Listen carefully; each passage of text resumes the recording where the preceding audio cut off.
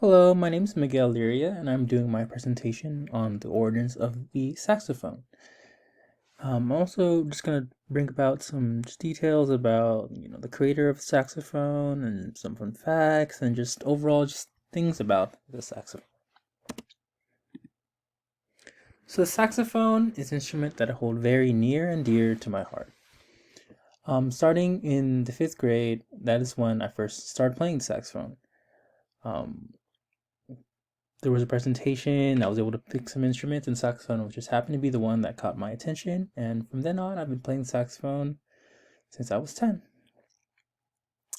I started off with the alto saxophone, which is like an E flat variation, which is smaller, and I think it was better for me overall because it was smaller and I was able to hold it and carry it. Because saxophone is quite a hefty instrument, being made of brass. And then in middle school, that's when I shifted to the tenor saxophone. From then on, it stuck. I played a little bit of soprano, but mostly tenor saxophone player. The saxophone is also known for its forays in other genres besides jazz. So here I have pictured Charlie Parker, who was an instrumental figure in jazz. He's well known for playing alto saxophone. But like I said, mentioned before, saxophone is also known for its forays into other genres, such as rap more recently, and for genres such as fusion, funk, and the rock songs of the 80s. They used a lot of saxophone. You might be able to hear that in some of the Christmas songs coming up in the holiday season. A lot of those songs came about in the 80s and 90s, and a lot of them feature saxophone to give that, jazzier vibe. Here pictured is one of my personal favorites, Stan Getz. He came about later on after Charlie Parker, and he mainly focused in more Latin styles of jazz playing, bossa nova specifically, bossa. Of course, he played, the whole gamut of jazz genres, but he's well known for his bossa nova. And here I just wanted to include a more modern classic, Kenny G. Actually, when I first started playing saxophone, I got into Kenny G through my dad because he was all about like that smooth jazz era, that older people nowadays reminisce about. Here pictured, sorry, it's a bad graphic, but it's the best I could find, are some of the more common versions of the saxophone. Soprano, which is also a B flat instrument. It's also, follows the SATB where the soprano scores higher, then alto, then tenor, then baritone. Alto E flat, tenor B flat as well. Baritone, I believe E flat, and the bass saxophone, I believe, is a C. In terms of the origins of the saxophone, there's an absence of a clear ancestor for an instrument like the sackbut, pictured here, that we learned about in class. That is more of a direct predecessor of the modern day trombone. And one can say that the saxophone was inspired by instruments in the category of woodwinds. It has a reed, but this main differentiating factor is that it is made of brass.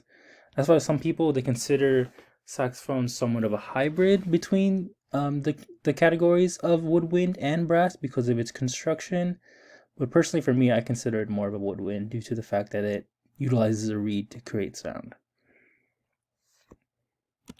The saxophone was invented by the Belgian instrument maker Adolphe Sax sometime before 1841, when he first showed his invention to the French Romantic composer Hector Berlioz.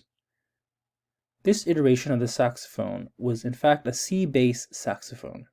So pictured here is not quite the saxophone he first created, but this is the most common illustration of a saxophone. But yeah, the first saxophone was a bass saxophone, so played in a lower register, and it was in the key of C.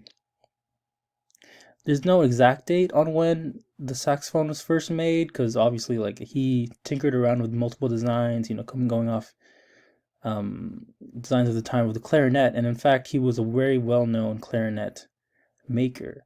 He was well known for his for replicating some of the best clarinets of that time. He came from a family of people who create instruments.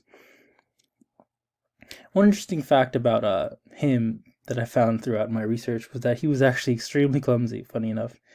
And he had many near-death experiences due to this fact. And in one case, he mistook sulfuric acid for milk and drank it. Thankfully, he had enough luck to stay alive and their brilliance to create the instrument, the saxophone. So initially, he imagined his invention being a part of symphonies and groups of the like, but it grew popular in military bands due to its unique sound. It could be rather loud and how punchy it could be. People like the staccato nature of a reed instrument, and it was able to do that, but at a louder volume than the clarinet. And classical composers struggled to find a fit for the instrument in their works.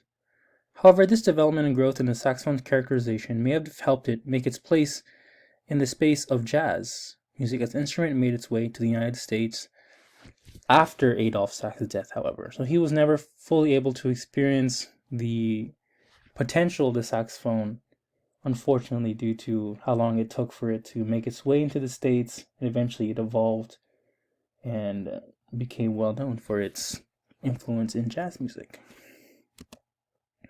Today, no other instrument has been typecast to a musical genre and style much like the saxophone, and perhaps one day it will be more recognized in a classical style of music.